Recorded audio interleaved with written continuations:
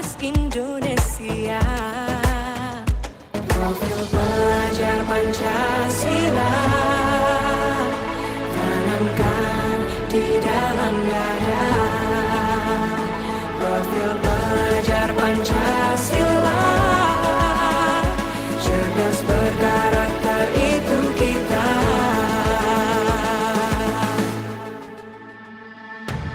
Beriman dan bertakwa pada Tuhan Yang Maha Esa.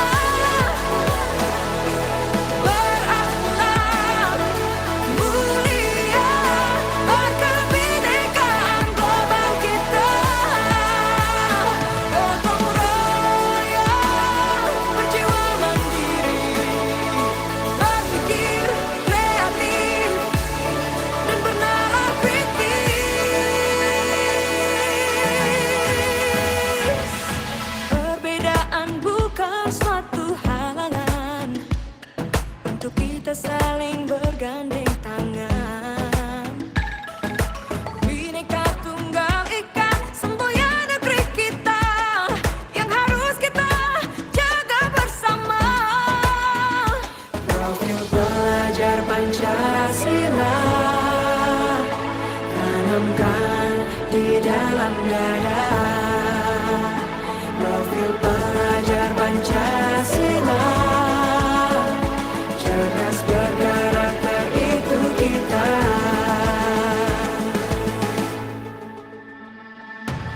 Beriman dan bertakwa pada Tuhan Yang Maha Esa.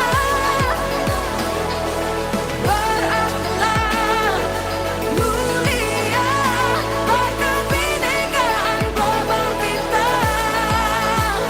Gotong royong, berjiwa mandiri, berpikir kreatif dan bernalar kritis.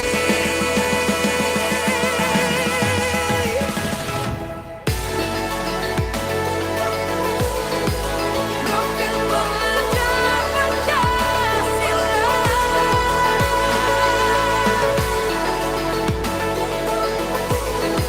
Profil pelajar Pancasila.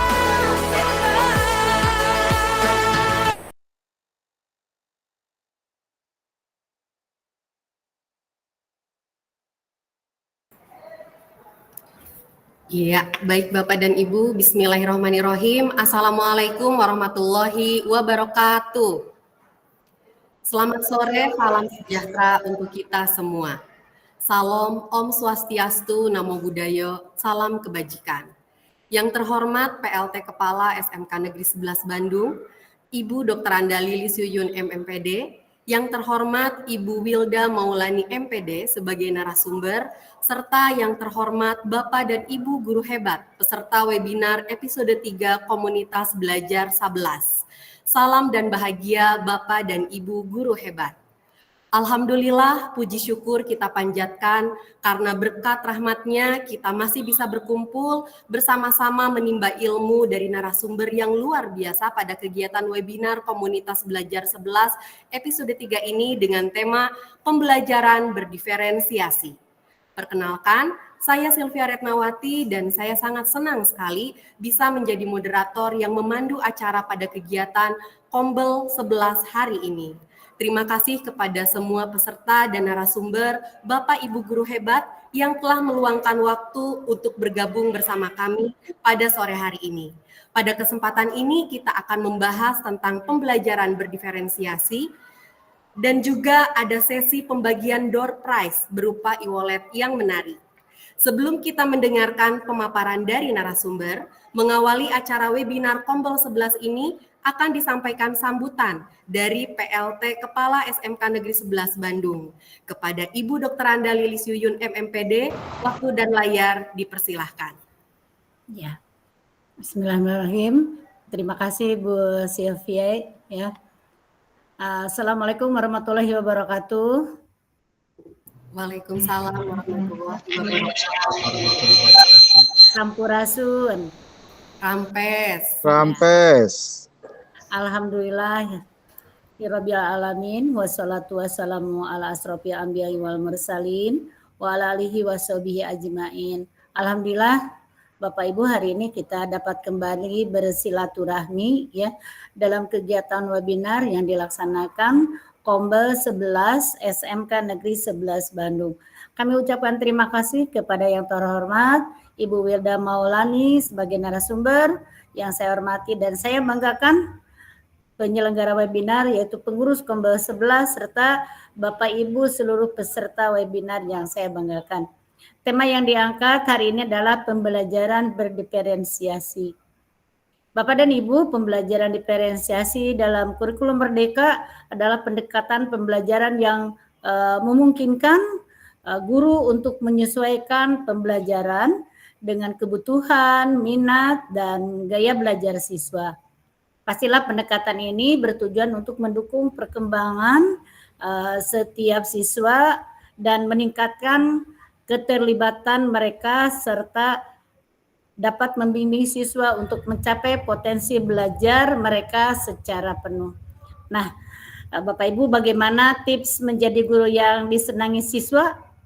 Mari kita bersama simak ya paparan dari narasumber kita pada hari ini yang akan membahas tuntas tentang tips tersebut melalui pendekatan NLP. Semoga kegiatan webinar ini membawa keberkahan untuk kita semua. Ada pantun nih ya. Boleh dicakepin ya. Sore cerah burung bernyanyi. Cakep. Boy menyejukkan hati. Cakep. Kurikulum Merdeka penuh diferensiasi. Setiap murid berkembang sesuai diri. Terima kasih. Wabillahi taufiq wal hidayah. Assalamualaikum warahmatullahi wabarakatuh. Waalaikumsalam warahmatullahi wabarakatuh. Baik, terima kasih kepada Ibu Dr. Anda Lili Suyun MMPD yang telah memberikan sambutan pembukaan yang sangat inspiratif dan juga pantunnya sangat luar biasa, Ibu. Kami sangat berterima kasih atas dukungan Ibu dalam meningkatkan efektivitas dan juga keberlangsungan komunitas belajar 11 ini. Bapak dan Ibu guru hebat, kegiatan webinar Kombel 11 hari ini bertujuan untuk membahas konsep dan praktik pembelajaran berdiferensiasi yang merupakan pendekatan penting dalam pendidikan untuk memenuhi kebutuhan belajar setiap siswa secara individual. Kita akan mendengarkan pemaparan dari narasumber yang berpengalaman dalam menerapkan strategi ini di kelas. Beliau juga akan berbagi tips menjadi guru yang disenangi murid melalui pendekatan Neuro-Linguistic Program. Kami berharap semua peserta dapat mendapatkan manfaat dari diskusi kita hari ini. Selain itu, kami juga ingin memberikan apresiasi kepada peserta yang aktif berpartisipasi melalui door prize e-wallet. Sebagai bentuk apresiasi, kami menyediakan beberapa door prize berupa e-wallet senilai Rp100.000 untuk 4 orang peserta. Untuk mendapatkan door prize ini, peserta diharapkan untuk aktif berinteraksi selama acara berlangsung, baik dengan memberikan pertanyaan maupun memberikan tanggapan selama kegiatan webinar ini berlangsung. Kami akan mengumumkan nama-nama peserta yang beruntung pada akhir sesi. Jadi, pastikan Bapak dan Ibu tetap bersama kami hingga akhir acara ini. Baik Bapak dan Ibu, izinkan saya memperkenalkan narasumber kita yang luar biasa, Ibu Wilda Maulani MPD. Bapak dan Ibu, Ibu Wilda Maulani MPD memiliki lebih dari 10 tahun pengalaman mengajar, baik sebagai guru, pengajar bimbingan belajar, maupun sebagai dosen di Universitas Nasional Pasim, Bandung.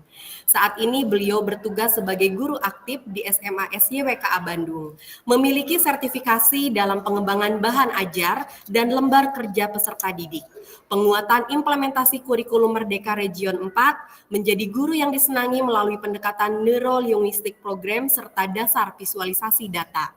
Beliau juga aktif berorganisasi dalam kegiatan kemasyarakatan sebagai Ketua RT, Ketua PKK, Ketua Posyandu, Ketua Karang Taruna, Wakil Ketua Komite Nasional Pemuda Indonesia Bandung Kulon, serta Wakil Ketua pada Komunitas Belajar Lokomotif. Ibu Wilda Maulani MPD telah berkiprah luas dalam bidang pendidikan, Beliau sebagai pengajar praktik pada program pendidikan calon guru penggerak Angkatan 8, serta sebagai fasilitator pada program pendidikan calon guru penggerak Angkatan 11 dan calon guru penggerak rekognisi Angkatan 11 tahun 2024. Baik Bapak dan Ibu, tanpa berlama-lama lagi, mari kita sambut dengan hangat narasumber cantik kita, Ibu Wilda Maulani MPD. Kepada Ibu Wilda, waktu dan layar dipersilahkan.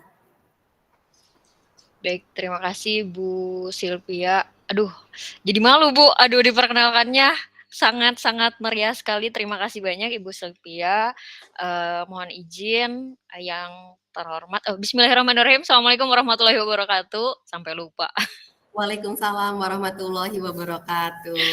Yang terhormat Ibu PLT Kepala SMK 11 Bandung, yakni Ibu DRA Lilis Yuyun MMMPD, yang terhormat Ibu Sylvia Retnawati SPDM Pekim sebagai moderator ya Bu untuk kegiatan hari ini, dan yang terhormat Bapak Ibu pengurus Kombel 11 untuk melaksanakan kegiatan hari ini, dan yang saya banggakan dan saya hormati Bapak dan Ibu rekan GP, CGP, PP, Fasil dan instruktur. Kebetulan hari ini juga ada beberapa instruktur, rekan Fasil dan instruktur, Bu Sylvia yang hadir katanya mendukung Kombel, dan Bapak dan Ibu peserta webinar yang saya banggakan. Izin share screen Bapak dan Ibu.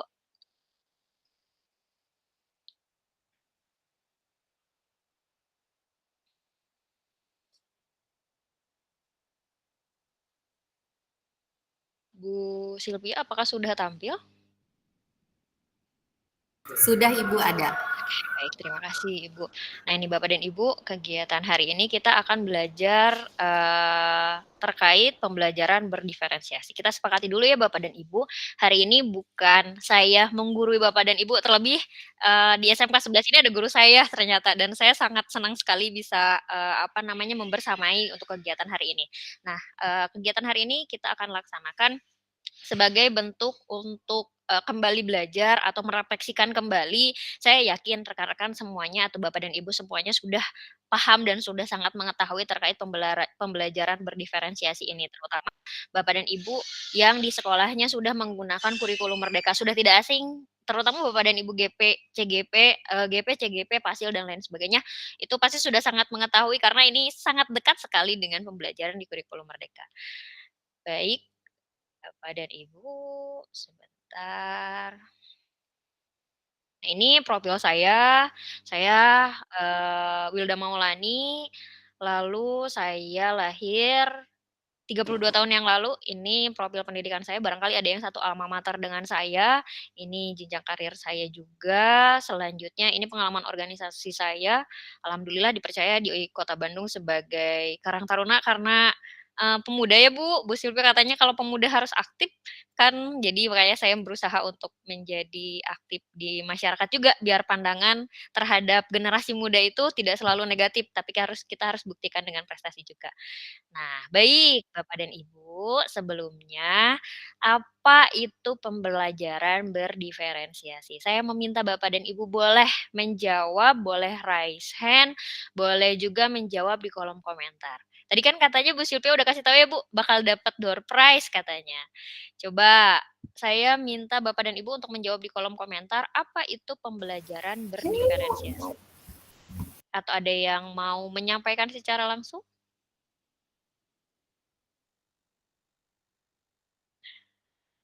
Ada, apa itu pembelajaran berdiferensiasi? Atau memang belum mengetahui? Pasti sudah ya Bapak dan Ibu. Saya yakin sudah sangat mengenal apa itu pembelajaran berdiferensiasi. Tadi Ibu Kepala juga sudah Izin, Bu. menjelaskan. Boleh, Ibu Rini. Oke, bismillahirrahmanirrahim. Assalamualaikum warahmatullahi wabarakatuh. Waalaikumsalam warahmatullahi wabarakatuh. Suara saya terdengar ya, Bu Wilda? Sangat terdengar jelas dan merdu sekali, Ya. Ibu. Salam kenal, ini saya Rini dari SMK 11. Ini terkait pembelajaran berdiferensiasi ya. Ini kayaknya kadarullah sekali, ini beberapa hari ini, seminggu ini mempelajari ini kalau nggak salah. Jadi ketika ada pembahasan ini, terasa kayaknya masih terbayang gitu ya. Nah, kalau menurut saya itu pembelajaran berdiferensiasi itu pembelajaran yang dilakukan itu menyesuaikan dengan minat dan kemampuan serta keadaan ataupun kondisi dari siswa. Nah, ini diharapkan kalau pembelajaran ini diterapkan, diharapkan bisa ada perlakuan mungkin terhadap siswa itu yang disesuaikan dengan minat dan kemampuan tersebut. Kayaknya gitu, Bu Wilda ya. Oke, terima Terima kasih kasih. Ibu. Berarti Assalamualaikum warahmatullahi wabarakatuh. Waalaikumsalam warahmatullahi wabarakatuh. Pembelajaran berdiferensiasi itu pembelajaran yang berpihak kepada murid ya berarti ya Bu ya, sesuai dengan gaya belajar atau minat belajarnya. Ini ada beberapa yang memang menjawab di kolom komentar. Sebentar saya coba izin bacakan terlebih dahulu Bapak dan Ibu. Nah ini Pak Yuwan Hartomo, pembelajaran yang disesuaikan dengan kebutuhan gaya belajar murid, betul. Ibu Hana Paujia, pembelajaran yang terdiri dari berbagai karakter peserta didik. Lalu ada Ibu Asri Nur Supianti, pembelajaran yang bervariatif yang disesuaikan dengan kebutuhan siswa. Baik Bapak dan Ibu kita lihat ya, pembelajaran berdiferensiasi itu apa? Nah, pembelajaran berdiferensiasi bertujuan untuk mendukung semua murid di kelas kita. Jadi ketika kita melakukan pembelajaran berdiferensiasi, sudah tidak ada lagi si A yang baik, si A yang tidak baik, atau si B dan lain sebagainya. Jadi dalam pembelajaran berdiferensiasi itu bertujuan untuk mendukung semua murid di kelas kita. Jadi kita tidak lagi milah memudah-mudahkan atau ingin murid yang, saya inginnya yang ini sajalah karena ini memang sudah unggul." Tidak ya Bapak dan Ibu, tapi semuanya punya hak yang sama. Nah, selanjutnya kebutuhan belajar murid. Jadi sebenarnya pembelajaran berdiferensiasi adalah sebuah paradigma atau cara berpikir. Pembelajaran berdiferensiasi adalah pembelajaran untuk memenuhi kebutuhan belajar murid. Selanjutnya ini di dalam pembelajaran berdiferensiasi, kebutuhan belajar murid itu dibagi menjadi kesiapan belajarnya, minatnya, dan profil belajarnya. Kebutuhan belajar murid berdasarkan kesiapan belajar. Kesiapan belajar didefinisikan sebagai di mana siswa berada dalam hal pemahaman atau keterampilan. Menurut Tomlinson tahun 1999b di dalam bukunya.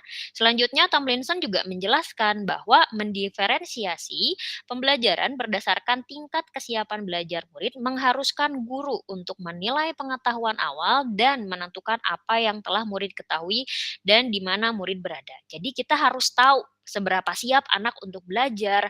Kita harus paham juga sebagai seorang pendidik bagaimana kita memperlakukan anak-anak di kelas, siswa di kelas, apakah memang anaknya siap atau belum.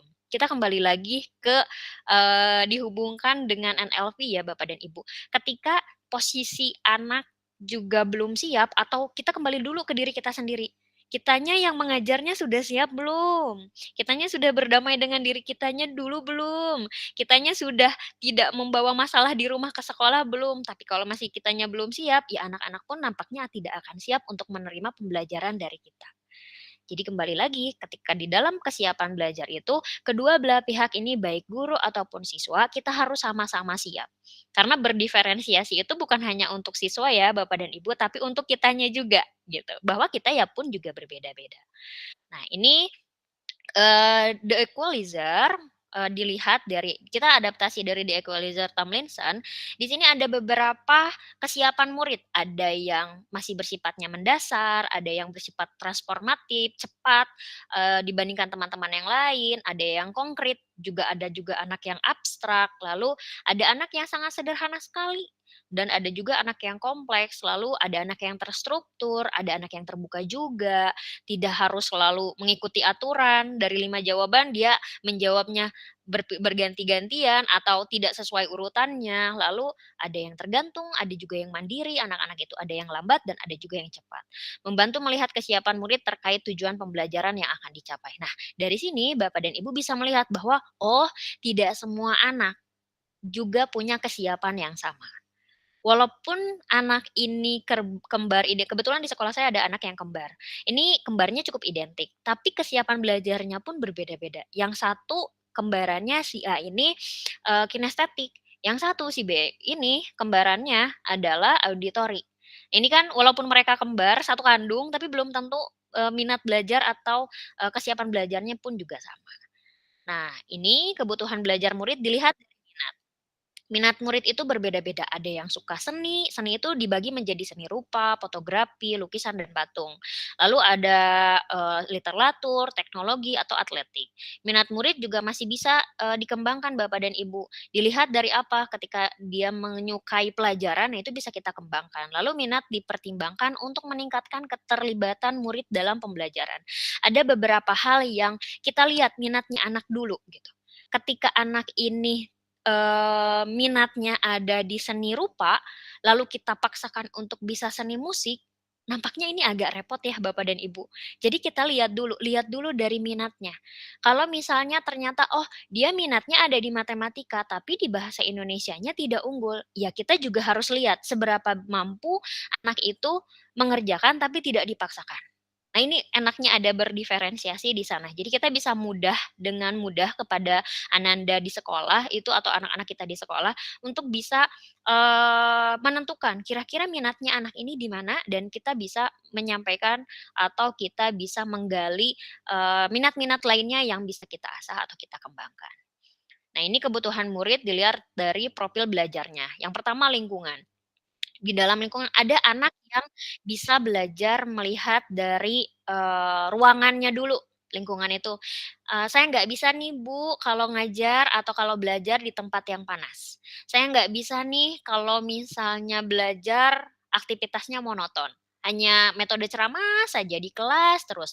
Ada juga yang, "Saya nggak bisa Bun kalau misalnya belajar berisik, inginnya di tempatnya yang tenang atau teman-temannya tenang," atau saya nggak bisa, Bu, kalau misalnya ngajar atau saya belajar di tempat yang cukup gelap atau terlalu terang.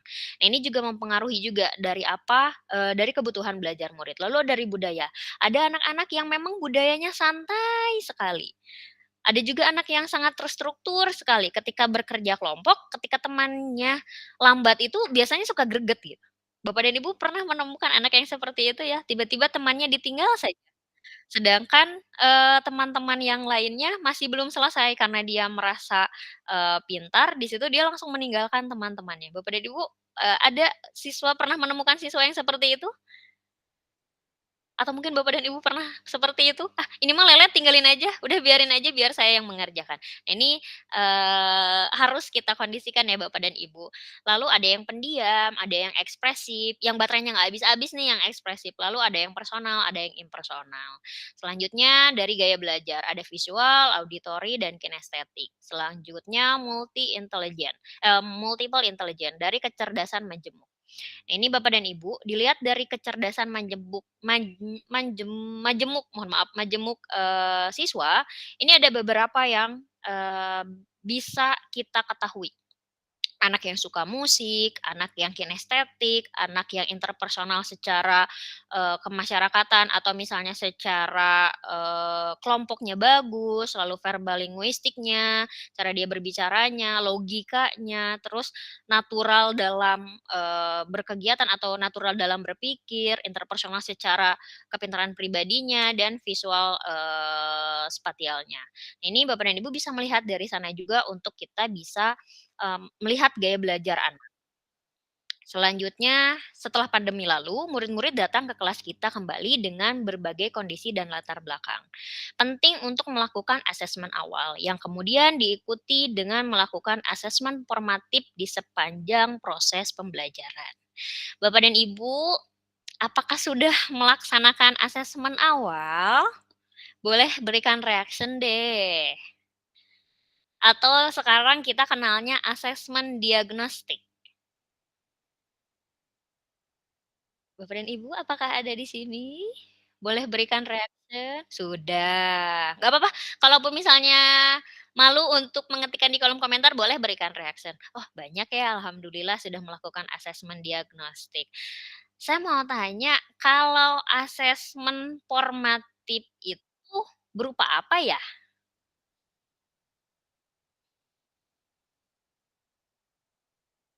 Asesmen formatif berupa apa Bapak dan Ibu? Iya, Bu Sylvia sambil dicatat ya Bu. Barangkali nanti ada yang jawabannya bisa kita kasih door prize. Kuis, tes, oke. Kalau, tugas harian itu termasuk ke dalam tes formatif bukan ya Bapak dan Ibu?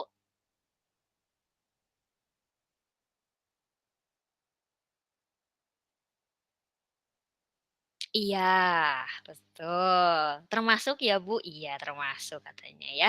Jadi tes formatif itu belum tidak bukan tidak seharusnya ya, tidak selalu tentang tes saja. Formatif ulangan harian betul, tidak harus selalu tes saja, tapi, tugas sehari-hari pun kalau memang, secara tenggat atau memang secara penugas izin koreksi apabila memang saya salah. Kalau secara penugasan itu juga bisa termasuk ke dalam tes formatif. Nah, selanjutnya ini bagaimana mengidentifikasi kebutuhan belajar murid. Yang pertama, mengamati perilaku murid-murid. Bapak dan Ibu, kita biasanya di kelas itu bisa melihat anak kita kan jadi guru itu bukan hanya sekedar menjadi guru ya Bapak dan Ibu, menjadi psikolog, lalu menjadi rekan, menjadi dokter, kita menjadi talenta lah kalau di sekolah. Anak sakitnya diurusnya sama kita, jadi ibu mah udah pasti, jadi ayah di sekolah juga sudah pasti. Nah, kita biasanya suka menjadi cenayang. Wah, anak ini mah kelihatan dari wajahnya juga nakal, padahal kita nggak tahu. Kita kita tidak paham nih kondisi anaknya seperti apa, atau, "Wah, ini mah sudah kelihatan, ini mah cantik, pasti baik. Wah, ini mah wajahnya gini, pasti nakal." Nah, ini asesmen-asesmen atau penilaian-penilaian yang sebetulnya ini sering kita lakukan, tapi kita harus mengamati secara detail juga ya, Bapak dan Ibu. Lalu mengidentifikasi pengetahuan awal. Biasanya pengetahuan awal itu kita melakukan apa ya, Bu, di kelas, Bapak dan Ibu?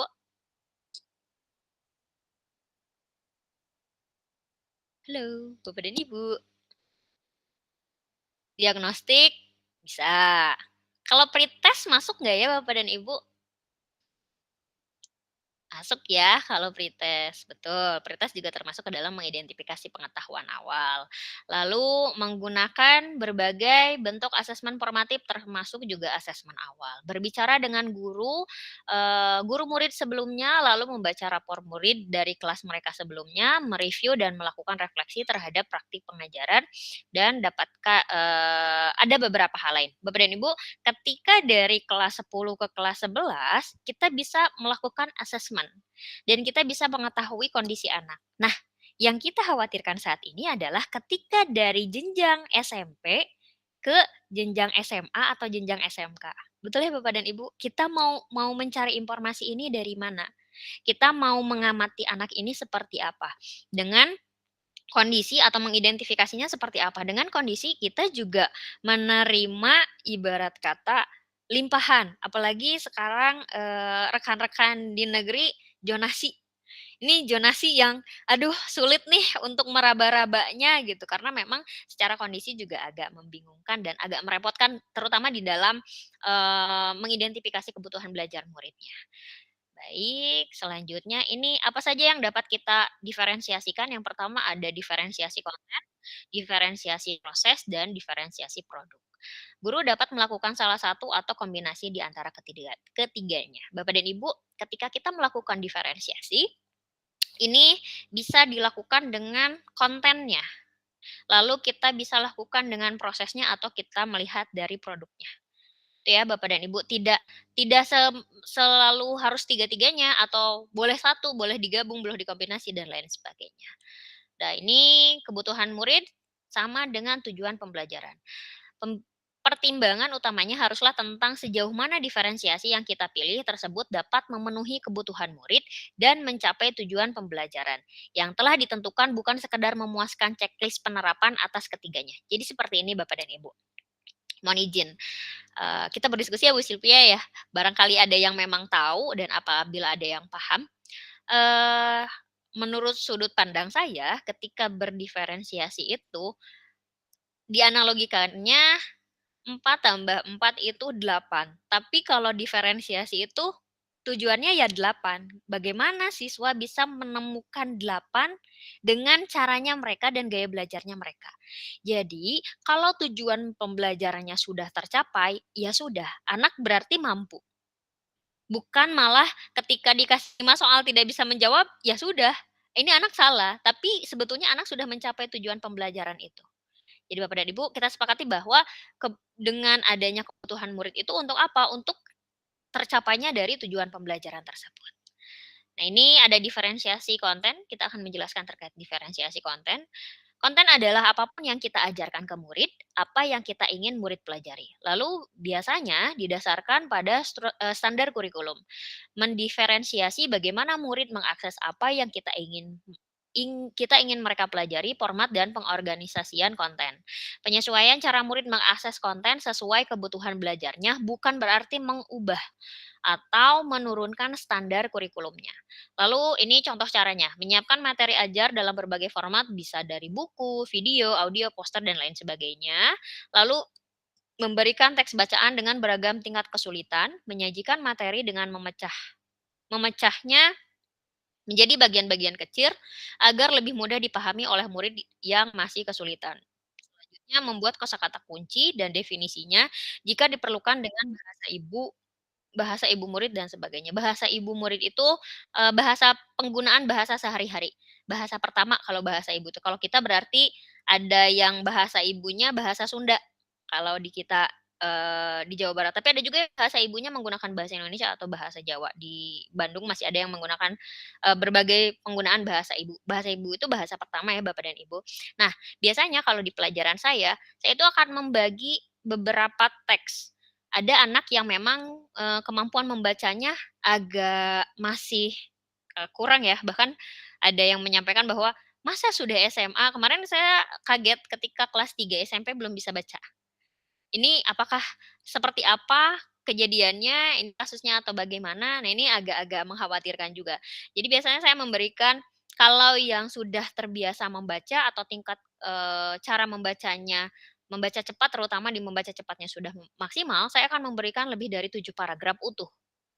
Nah, kalau misalnya memang untuk anak-anak yang kebutuhannya memang belum sampai ke 7 paragraf, saya berikan kesempatan baca dari 1 sampai 3 paragraf. Itu pun biasanya suka lebih capek karena memang bukan kemampuannya dan di luar kemampuan mereka. Nah, selanjutnya ini ada diferensiasi proses, proses atau kegiatan, peristiwa atau momen yang memungkinkan murid memahami atau memaknai konten.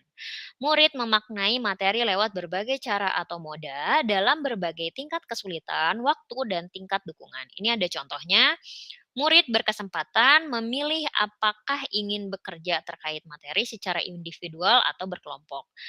Lalu pengelompokan yang fleksibel.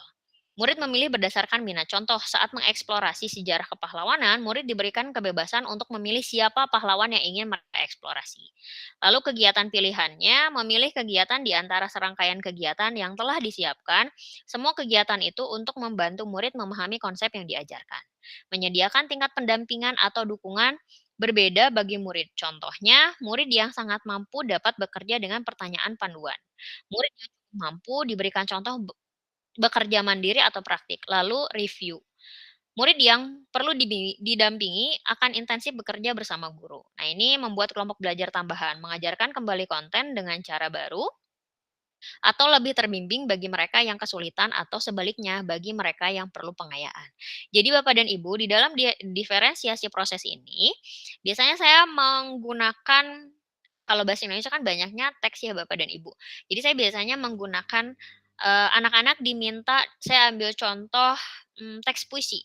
Silahkan, Ananda membuat puisi tidak ditentukan temanya, anak-anak yang menentukan temanya, dan mereka membuat musikalisasi puisi sekreatif mungkin. Nah, di sana kita bisa menilai, mana yang memang benar-benar mampu dan mana yang memang, cukup mampu dan perlu didampingi lebih lanjut. Karena di sana mereka diberikan kebebasan untuk memilih, berkelompoknya dengan siapa, senyamannya, dan mereka juga bisa memilih secara bebas puisi apa dengan tema apa. Selanjutnya ini diferensiasi produk, produk atau bukti yang menunjukkan apa yang murid telah pahami. Membedakan produk sebagai hasil belajar murid, hasil latihan, penerapan, dan pengembangan apa yang telah dipelajari. Biasanya, paling mudah dilakukan harus tetap mengacu pada tujuan pembelajaran yang diharapkan. Ini ada beberapa contoh ya Bapak dan Ibu yang bisa Bapak dan Ibu baca, tapi saya memberikan contoh kalau saya di diferensiasi produk. Contohnya sekarang anak-anak di kelas 12 itu sedang diminta untuk membuat materi terkait kecerdasan buatan atau AI. Nah, walaupun di dalam buku panduan atau di dalam buku paket itu anak-anak diminta untuk membuat Selindia atau, PowerPoint, Namun saya meminta anak-anak untuk tidak membuat Selindia saja. Kalau Selindia ya sudah ada contohnya di sana. Saya meminta anak sekreatif mungkin untuk menggunakan kecerdasan buatannya langsung, seperti Canva AI, Photoshop AI, lalu, ya banyaklah yang berhubungan dengan kecerdasan buatan. Nah, di sana selain anak juga bisa mempelajari, itu kan hasilnya ya Bapak dan Ibu, produk itu hasil dari, pengerjaan mereka. Jadi di sana saya tahu seberapa paham mohon maaf, seberapa paham anak-anak tahu terkait hasil dari kecerdasan, buatan ini, bukan hanya mengacu di dalam buku saja. Karena kalau di dalam buku, anak-anak bisa ambil dari internet ya Bapak dan Ibu, sekarang mah apalagi di jenjang tinggi gitu, udah kreatif lah, mereka lebih pintar dari kita terkadang. Jadi saya meminta mereka untuk mengeksplor dan mengasah kemampuan mereka di dalam, apa namanya, pemahaman mereka di kecerdasan buatan. Ini asesmen dan pembelajaran berdiferensiasi. Praktik pembelajaran berdiferensiasi haruslah berakar pada asesmen. Mohon maaf, asesmen formatif memungkinkan guru untuk mengenal murid mereka dengan lebih baik. Oleh karena itu, mereka dapat membuat keputusan terbaik demi menantang murid dengan tepat dan melibatkan murid dalam pembelajaran. Jadi di dalam asesmen, jadi kita lebih paham, oh anak ini kemampuannya segini, anak ini kemampuannya lebih dari teman-temannya yang lain. Melalui apa? Ya melalui asesmen. Jadi kita mengetahui untuk itu. Nah, ini diferensiasi tidak berarti bahwa guru harus dapat memenuhi kebutuhan semua individu setiap saat atau setiap waktu. Namun, guru diharapkan dapat menggunakan berbagai pendekatan pembelajaran sehingga sebagian besar murid menemukan pembelajaran yang sesuai dengan kebutuhan mereka. Jadi Bapak dan Ibu, kan guru mah bukan pemuas ya Bapak dan Ibu. Jadi kita juga tidak semuanya harus mengikuti dan setiap saat harus, apa namanya, setiap saat gaya belajar anak ini berbeda, jadi kita, fasilitasi tidak juga. Tapi sesekali waktu, alangkah lebih baiknya ya harus, apa namanya, diharapkan dapat menggunakan berbagai pendekatan belajar sebagai besar murid untuk menemukan belajar yang sesuai dengan kebutuhan mereka. Jadi kita harus sesuaikan juga, walaupun terkadang kita berikannya berbeda-beda, tidak harus kinestetik diberikannya, fisik terus, ya belum tentu. Kita coba dulu juga dengan yang lain, editorial atau, visual dan lain sebagainya. Nah, ini serupa seperti para pengukir yang memiliki pengetahuan mendalam tentang keadaan kayu, jenis-jenisnya, keindahan, ukuran dan cara-cara mengukirnya. Seperti itulah seorang guru seharusnya memiliki pengetahuan mendalam tentang seni mendidik. Bedanya, guru mengukir manusia yang memiliki hidup, lahir, dan batin. Nah, ini kutipan dari Ki Hajar Dewantara, Bapak dan Ibu. Dari kutipan ini kita belajar bahwa saat ini kita mengukirnya bukan mengukir benda yang mati, yang tidak diapa-apakan pun akan diam. Tanah liat yang seperti apapun kita kita bentuk seperti apapun, seindah apapun, ia diam. Berbeda halnya dengan kita. Kita mengukir manusia yang ketika kita ukir sedikit demi sedikit, hasilnya belum tentu sama dengan tujuan kita mengukir awal. Niat kita ingin mendidik anak untuk atau kita ingin mengukir seorang anak yang, wah niatnya ini, nanti setelah lulus bisa menjadi entrepreneur yang baik, tapi di tengah jalan kita tidak tahu, karena ya namanya juga manusia. Mereka bisa berubah-ubah secara pola pikir, berubah-ubah sesuai dengan lingkungan dan lain sebagainya. Itu mengakibatkan kita juga, manusia tidak boleh saling berharap kepada manusia ya Bapak dan Ibu, kita harus berharapnya sama Allah ya, diiringi dengan doa juga agar apa, agar ukiran yang kita inginkan untuk anak itu bisa berhasil. Nah, ini yang penting dimulai dan dicoba dulu ya, Bapak dan Ibu. Jangan takut untuk mencoba, jangan takut untuk mengevaluasi, dan jangan takut untuk selalu merefleksikan diri. Mulai hari ini di kurikulum Merdeka ini, kita jangan takut untuk merasa, duh saya takut salah, tapi balik lagi, kita juga harus merefleksikan diri. Kalau kita salah, ya kita harus mengakui kesalahan itu. Walaupun itu kepada murid kita juga. Karena apa? Hari ini siapapun bisa menjadi guru, hari ini siapapun bisa menjadi murid, dan apapun saya selalu meyakini bahwasannya, apapun yang keluar atau apapun yang dibicarakan oleh seseorang, walaupun sebesar biji lada, itu sangat bermanfaat untuk kita, walaupun hanya sebesar biji lada. Maka dari itu Bapak dan Ibu, kita mulai dulu yuk, kita coba dulu yuk, jangan pernah takut, karena saat ini kan sudah tidak ada salah dan benar, tapi ada tepat dan kurang tepat. Yang paling penting adalah bahwa siswa dan guru membuat kemajuan dari titik awal masing-masing. Kita tidak tahu apakah titik awal Bu Silvi maaf ya Bu Silvia saya ambil contoh, apakah titik awal Bu Silvia itu dari mana nih jalannya gitu. Karena titik awal saya dengan Bu Silvia pun juga berbeda-beda. Ada yang memang di usia berapa yang memang baru paham, ada pun yang memang dari kemarin-kemarin baru ingat atau 1 hari yang lalu juga baru itu menjadi titik awalnya. Karena kita kembali lagi Bapak dan Ibu, kita tidak pernah mengetahui titik awal seseorang itu dari mana. Hari ini kita belajar terkait berdiferensiasi. Izin dengan tidak mengurangi rasa hormat, kita refleksi ya Bapak dan Ibu, kita ingat-ingat lagi deh, kita pikirkan lagi tujuan kita sebagai seorang guru itu apa. Kita kadang marah ke anak, "Kenapa kamu kesiangan?" Tapi sewaktu-waktu kita kesiangan, kita tidak pernah ditanya itu oleh anak. Bapak dan Ibu ada yang pernah ditanya sama anak sampai melotot nggak? "Ah, kenapa kamu kesiangan?" Tidak ada Bapak dan Ibu. Tapi ketika kita menyadari bahwa ya semua orang sama, semua orang berbeda-beda, berdiferensiasi, setiap orang dan bukan anak ya, kalau saya meyakininya berdiferensiasi itu bukan hanya untuk anak, tapi untuk kita juga sebagai orang dewasa. Gaya belajar, gaya mengajar kita pun berbeda-beda. Maka dari itu Bapak dan Ibu, kita harus selesai dulu ya Bapak dan Ibu dengan diri kitanya dulu untuk sebagai seorang pengajar, jangan sampai terjadi hal di mana ketika kitanya juga belum selesai, anaklah yang akhirnya anak yang menjadi korban dari ketidakselesaian kita. Itu ya Bapak dan Ibu. Nah ini, perubahan di sekolah dapat diinisiasi dari luar. Namun, perubahan yang paling penting dan berkelanjutan datang dari dalam diri. Ini dari dalam itu baik itu internal dalam sekolah atau dari diri kita juga. Kalau kitanya tidak menginisiasi untuk melakukan perubahan, ya tidak bisa.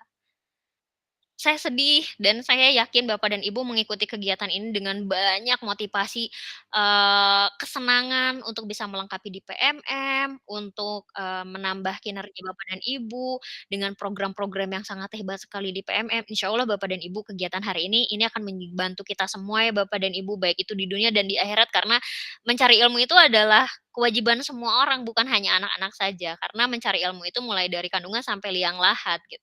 Saya yakin Bapak dan Ibu selalu diberikan kesehatan, selalu diberikan kekuatan untuk selalu mencari ilmu, apalagi sebentar lagi kita akan mengganti menteri Bapak dan Ibu, agak deg-degan nih kira-kira kurikulum apakah akan berganti lagi, kurikulum Merdeka baru juga kenal, kata guru senior, "Baru juga kenal nih sama PMM, apakah mau digantikan lagi atau tetap ada di kurikulum Merdeka ini atau seperti apa?"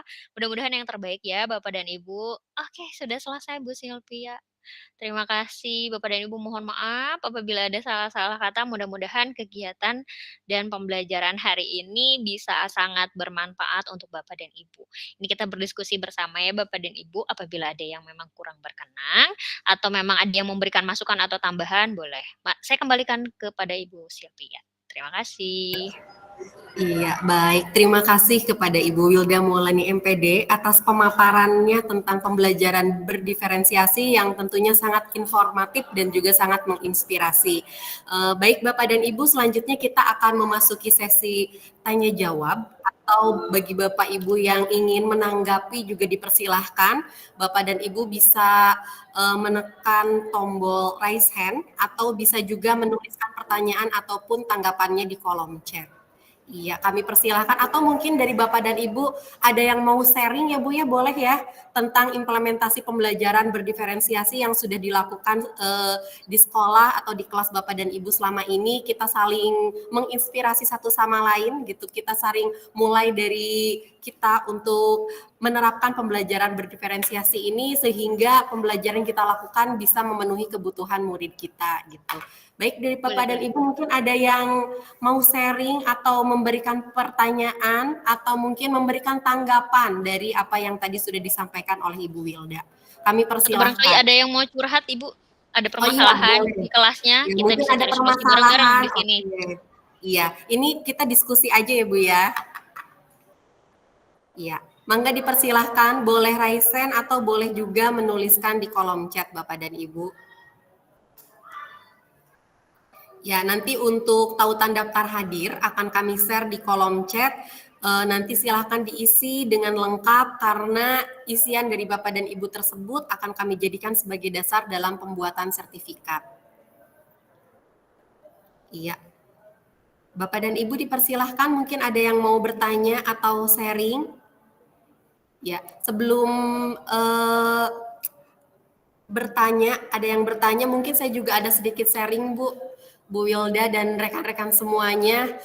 Alhamdulillah dalam beberapa minggu ini ya, beberapa minggu yang lalu saya dengan teman-teman di SMK Negeri 11 Bandung berkolaborasi Ibu dalam mengimplementasikan pembelajaran STEM, guru proyek IPA, Sains, kemudian guru produktif RPL juga Pak Angkus dan Bu Rini Melati, kemudian Ibu Ai guru matematika dan juga dengan Miss Intan guru bahasa Inggris. Kami berkolaborasi dalam implementasi pembelajaran STEM menggunakan mikrobit. Adapun dalam implementasi tersebut kita menggunakan strategi pembelajaran berdiferensiasi, baik itu dari kontennya, kita menyediakan berbagai sumber media belajar yang berbeda. Jadi kita menyediakan tautan video YouTube dari contoh-contoh proyek STEM menggunakan mikrobit, kemudian kita juga menyediakan file untuk presentasinya juga yang bisa dipelajari siswa, dan juga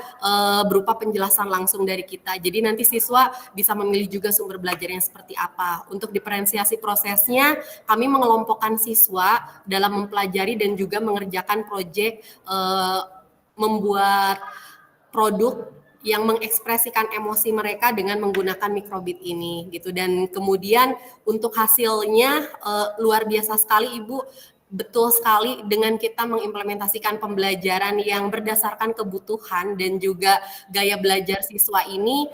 Luar biasa, ternyata produk yang dihasilkan itu di luar ekspektasi kita sebagai gurunya gitu. Jadi di awal kita sudah menentukan tujuan, produknya itu nanti kita cukup sebagai ada tombol untuk mengekspresikan saja, tetapi ternyata mereka luar biasa. Sudah bisa membuat produk berupa game interaktif yang bisa mengekspresikan perasaan atau emosi mereka.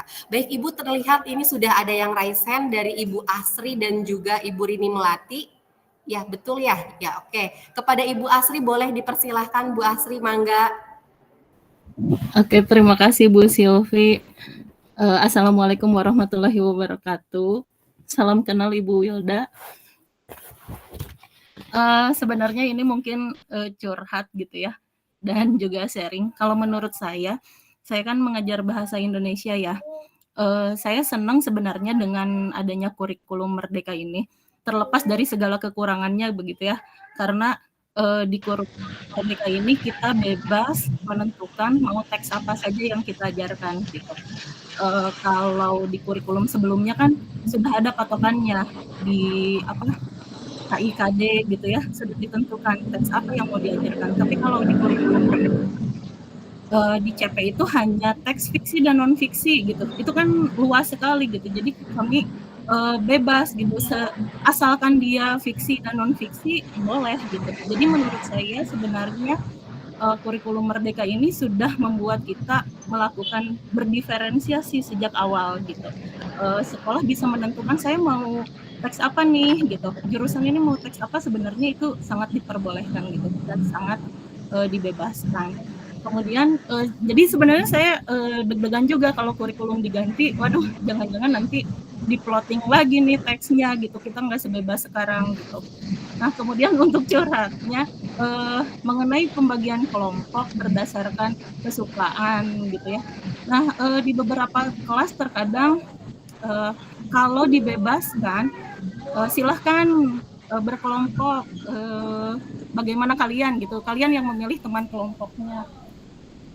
Mereka kadang suka sama circle-nya lagi gitu, dan tersisa teman-teman yang tidak bersirkel gitu, atau teman-teman yang dianggap tidak mereka sukai dalam tanda kutip gitu ya.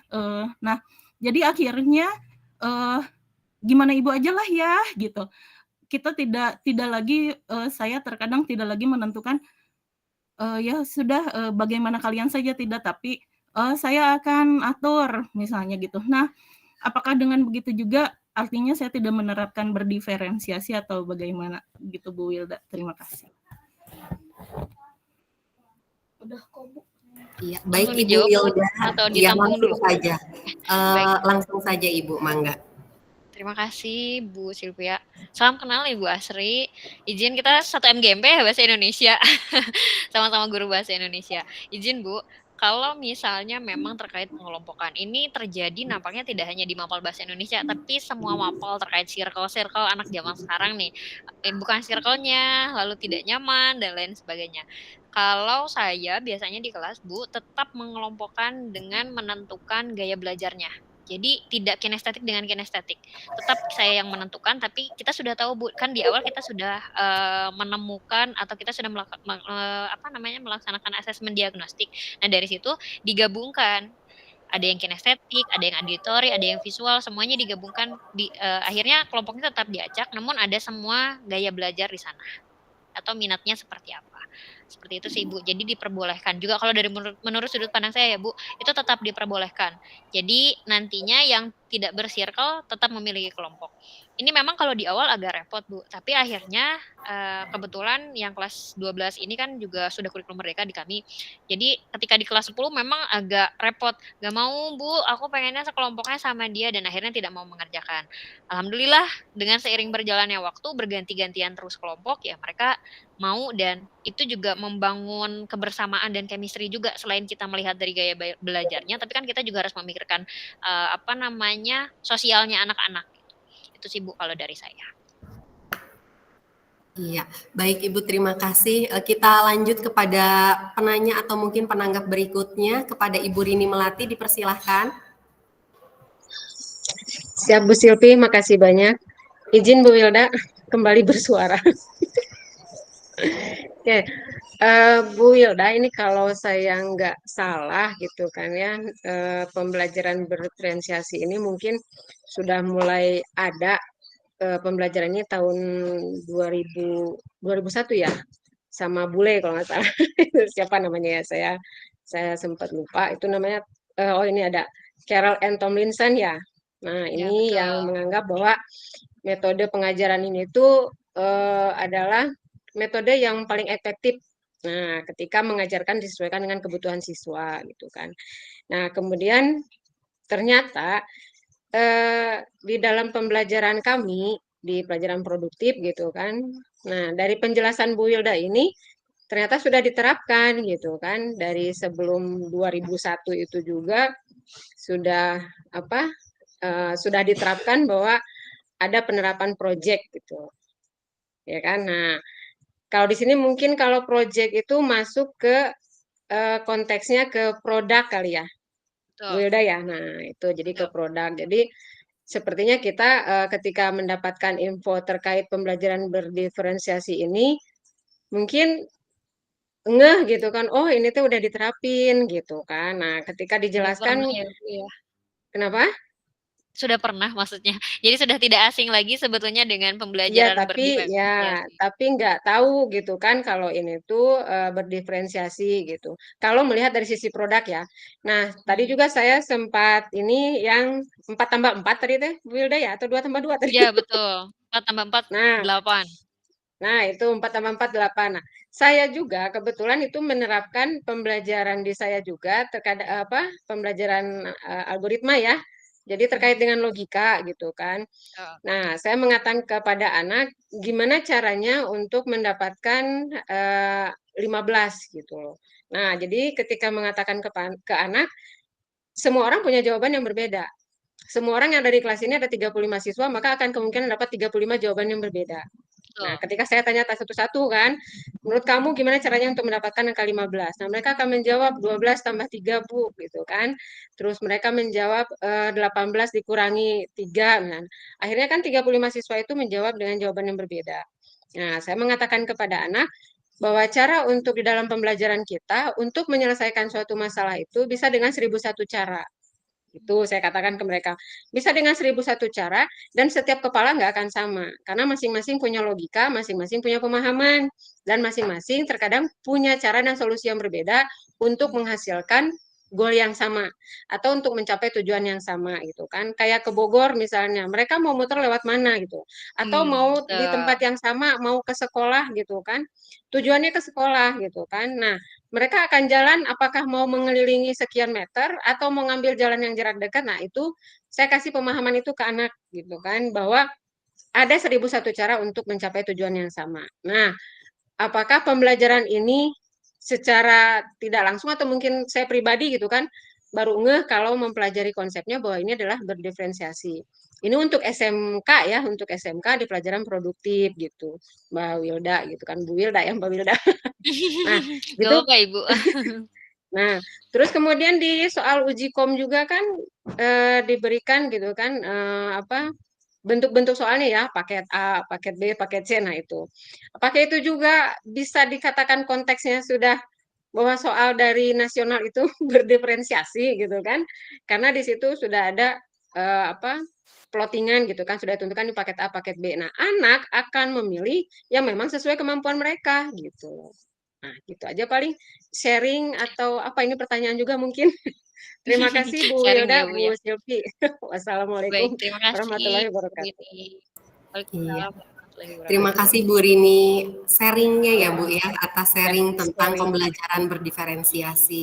Iya baik Bapak dan Ibu, di kolom chat sudah tersedia untuk tautan daftar hadir. Bapak dan Ibu bisa mengisi daftar hadir sesuai dengan tautan yang ada di kolom chat. Nah, Ibu Wilda di sini di kolom chat juga terlihat ada Bapak Iwan Hartomo, ada pertanyaan. Ibu, untuk pembelajaran berdiferensiasi ini saya agak terkendala dengan siswa inklusi. Saya harus berdiskusi dahulu dengan pendampingnya, kemudian melakukan pendekatan kepada siswa tersebut. Setelah itu barulah saya bisa melakukan pembelajaran dengan siswa tersebut. Mohon penjelasan dari Ibu, apakah ada tips lain untuk melakukan pembelajaran berdiferensiasi kepada anak inklusi? Terima kasih Ibu. Ya, mangga Ibu Wilda dipersilahkan. Baik, izin menjawab Ibu. Ini sebetulnya bukan bidang saya, tapi ini saya mencoba untuk menjawab karena kebetulan saya S2-nya konsentrasinya bahasa Indonesia untuk anak berkebutuhan khusus. Saya harus tahu dulu inklusinya apa kira-kira. Karena kalau misalnya sudah masuk ke ranah inklusi, kalau ranahnya inklusi, izin koreksi apabila kurang tepat jawaban saya. Kalau ranah inklusi itu memang harus sudah stuck di sana, Bu. Kalau misalnya memang mohon izin tunawicara atau tunarungu, ya kita membeda-bedakan atau terkait berdiferensiasinya, ini harus ada diferensiasi khusus juga. Karena kalau untuk inklusi itu biasanya dikelompokkannya dengan kelompok inklusinya lagi. Karena tunarungu dengan tunarungu, tunawicara dengan tunawicara juga. Nah, pengalaman saya ketika waktu itu pernah, ngajar di SLB untuk menerapkan terkait berdiferensiasi, itu bisa dilakukan. Namun saya belum ke materi, hanya saja ketika pemilihan atau bagaimana cara waktu itu saya, ke tunawicara sih sebetulnya, bagaimana cara pemilihan huruf dan angka. Ada yang menggunakan bola, kita menyimpan huruf dan angkanya lewat bola, ada yang memang dari gambar apa, ada yang memang, melalui suara dan lain sebagainya gitu. Nah itu, kita ambil diferensiasinya dari sana. Dikembalikan lagi kalau untuk inklusi, betul, Pak Iwan, kita harus menggunakan pendamping karena kita lihat dulu, dikhawatirkan ketika kita melakukan diferensiasi tersebut, kita salah dalam penerapannya. Karena kalau inklusi memang harus benar-benar menggunakan, pendamping. Barangkali Bapak dan Ibu di sini ada yang dari BPBK atau, basic-nya dari psikologi, bisa menambahkan ini terkait pertanyaan Pak Iwan. Kita sharing bareng-bareng biar jadi pembelajaran bersama ya Bu Silvi ya. Jadi kita Ya, juga betul. tahu nih bagaimana menghadapi karena kebetulan peserta di sini bukan hanya dari sebelah saja, ada dari yang lain, barangkali bisa jadi saran dan masukan terkait siswa inklusi. Itu, terima kasih. Semoga tidak puas, biar ada pembahasan lain. Ya baik Bapak dan Ibu, mungkin ada yang mau menambahkan terkait dengan siswa inklusi ini biar diskusi kita lebih interaktif lagi ya Bu ya. Bapak Iwan juga mungkin kalau kurang puas boleh ditulis kembali di kolom chat atau boleh langsung membuka mic-nya.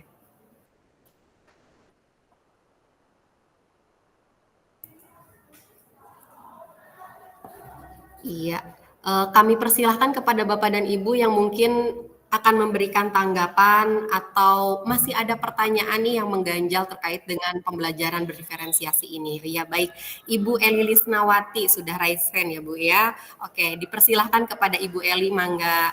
Ya baik, Assalamualaikum warahmatullahi wabarakatuh. Waalaikumsalam warahmatullahi wabarakatuh. Iya Bu Wilda, perkenalkan saya Eli, kebetulan guru bahasa Indonesia juga dari SMK Negeri 11 Bandung. Sebentar Bu, anak saya ribut.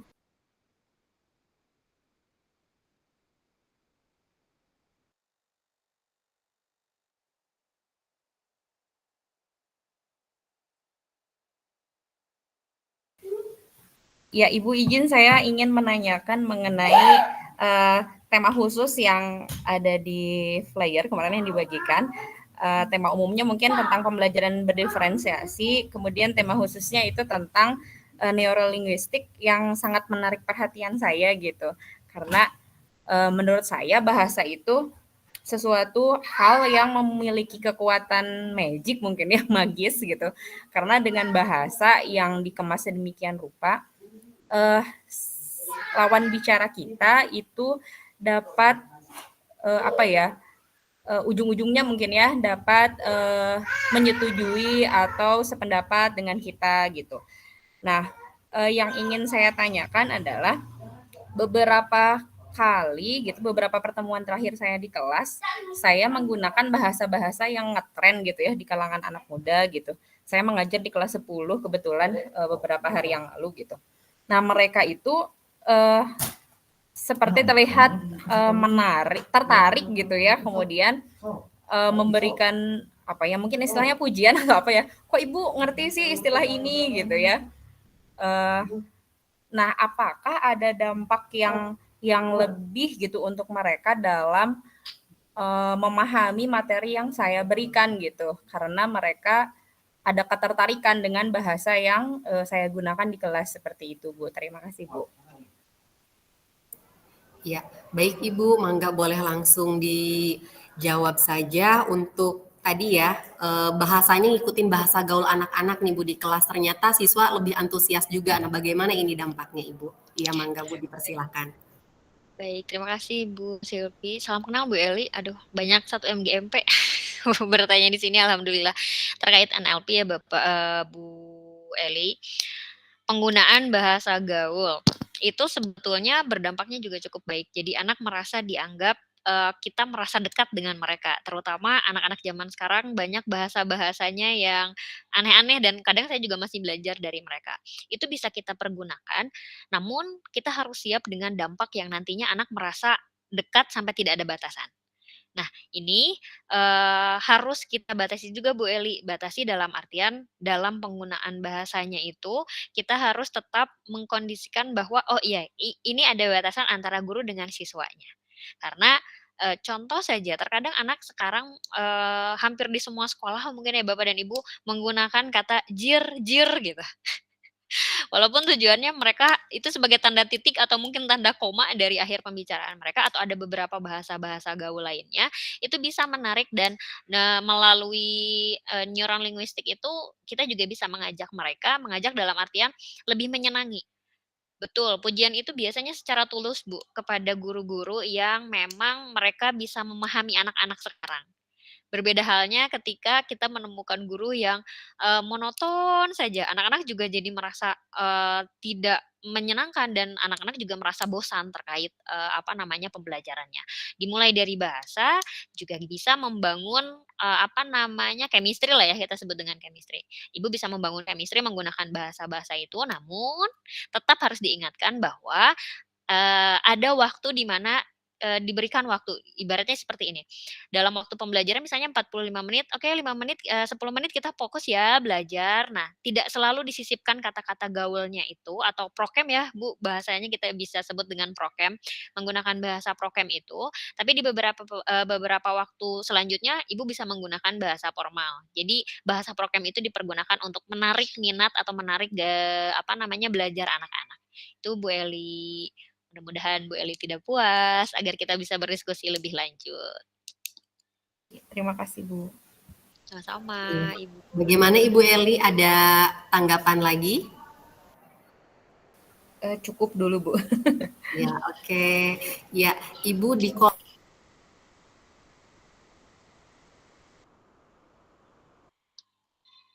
Bu Silvi nampaknya termute, Bu.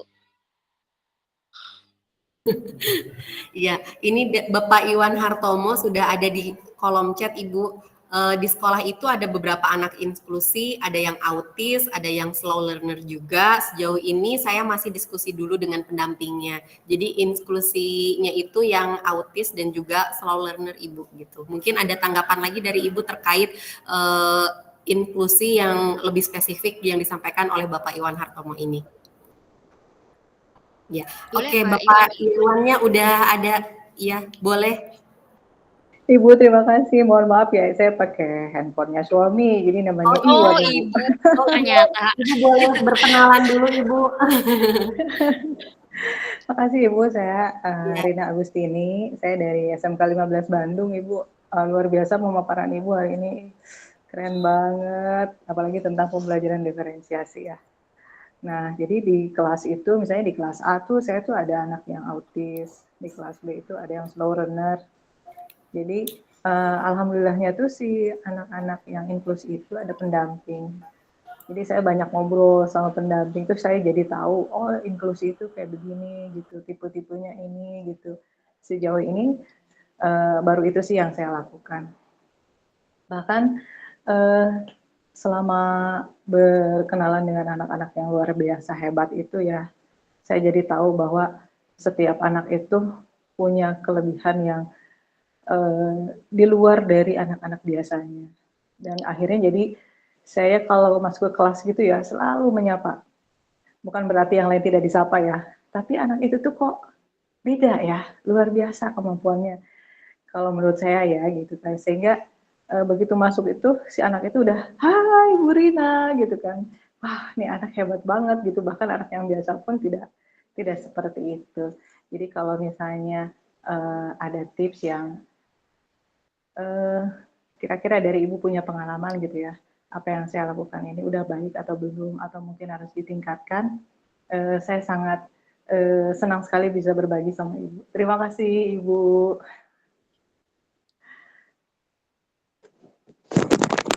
Baik, terima kasih Ibu Rina Agustini dari SMK Negeri 15 Bandung. Ya, mangga Ibu Wilda mungkin ada tanggapan dari Ibu. Baik, terima kasih Bu Rina. Salam kenal Ibu. Izin apa ya? Saya merasa wah hebat sekali untuk guru-guru yang non inklusi atau memang di luar BP atau di luar pendamping itu hebat ketika dihadapkan atau memang di luar PLB juga hebat mengajar, namun bukan basicnya di sana. Itu butuh ekstra tenaga, pikiran, dan menemukan banyak solusi ya Bu ya. Dalam artian ini seperti apa ya? Terlebih kalau autis kan kalau sudah tantrumnya hebat gitu, ini harus dijaga sekali. Slow learning juga sama, mohon maaf. Ini juga, hebat sekali untuk guru-guru Bapak dan Ibu yang memang mengajar, namun bukan basicnya dari PLB. Kalau saran dari saya, sama Bu, seperti tadi, kita harus tetap, menanyakan ke pendamping dan Ibu tetap menjadi diri Ibu sendiri, mencari solusi, mencari cara-cara terbaiknya, karena dengan seiring berjalannya waktu, nanti Ibu pasti menemukan celah-celah agar karena kan penugasannya pun juga tidak sama dengan, anak-anak yang normal ya, Bu, ya. Di tahap demi tahap, namun ketika sudah mereka memahami, mereka akan lebih baik dibandingkan teman-teman yang lain biasanya.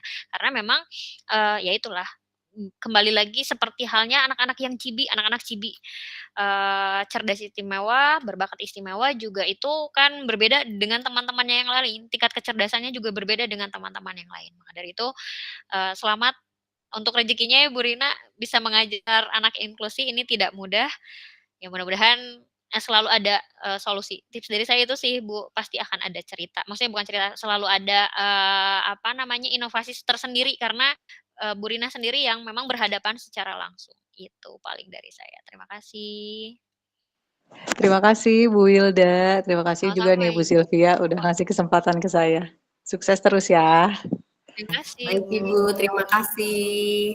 Iya, Bapak dan Ibu ada yang mau disampaikan lagi, mungkin menanggapi atau masih ada pertanyaan dari Bapak dan Ibu? Iya, oke. Kalau begitu kita udah dapat pemenangnya nih Bu, peserta yang beruntung pada hari ini ya, yang mendapatkan door prize e-wallet masing-masing sebesar Rp25.000 karena tadi Rp100.000 untuk 4 orang pemenang ya Bu ya. Jadi kami ucapkan selamat kepada yang pertama Ibu Asri dari SMK Negeri 11 Bandung, kemudian Ibu Rini Melati dari SMK Negeri 11 Bandung, Ibu Eli Lisnawati dari SMK Negeri 11 Bandung, dan juga Ibu Rina Agustini dari SMK Negeri 15 Bandung. Kami ucapkan selamat ya. Kebetulan ini semuanya ibu-ibu solehah yang dapat ya Bu ya. Kami ucapkan selamat kepada Ibu Asri, Ibu Rini, Ibu Eli, dan juga Ibu Rina yang berkesempatan untuk mendapatkan door prize e-wallet pada kegiatan webinar hari ini. Nanti kami akan menghubungi Ibu di WA atau di email ya Bu ya. Baik, terima kasih kepada Ibu Wilda Maulani MPD atas pemaparan materi pembelajaran berdiferensiasi yang luar biasa pada webinar hari ini, dan terima kasih atas partisipasi aktif dari seluruh peserta, Bapak dan Ibu guru hebat. Dan sebelum kita akhiri, mari kita ambil foto bersama dulu Ibu dan Bapak sebagai kenang-kenangan kita pada kegiatan webinar hari ini ya. Jadi mohon kepada Bapak dan Ibu kiranya berkenan untuk membuka kameranya. Iya, kita siap-siap untuk foto bersama dulu ya Bapak dan Ibu. Kepada Bapak dan Ibu dipersilahkan untuk menyalakan kameranya terlebih dahulu.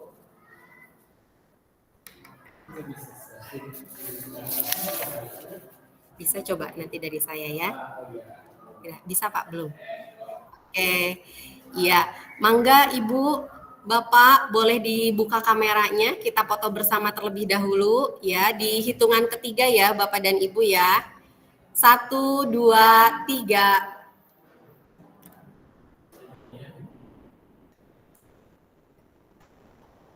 Ya, oke. Ya, baik. Untuk yang berikutnya, 1, 2, 3.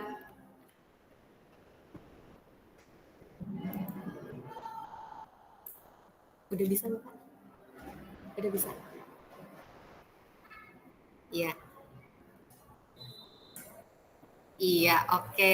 Terima kasih Bapak dan Ibu. Tadi kita sudah foto bersama ya. Baik, demikianlah webinar kita hari ini tentang pembelajaran berdiferensiasi. Terima kasih atas kehadiran dan juga partisipasi dari Bapak Ibu semuanya. Semoga informasi yang didapatkan bermanfaat dan dapat diterapkan di kelas masing-masing dalam mengakomodir keberagaman siswa pada proses pembelajaran. Sampai jumpa di webinar Komunitas Belajar 11 episode berikutnya. Terima kasih atas segala perhatian dan mohon maaf atas segala kekurangan.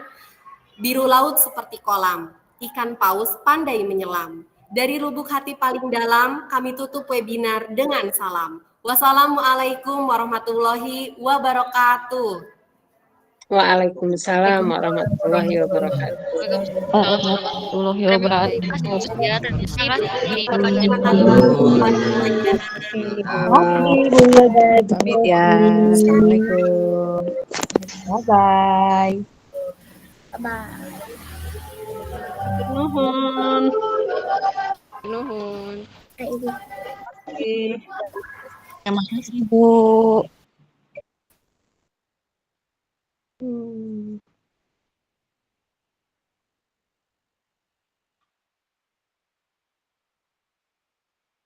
Ini stop dulu, di stop.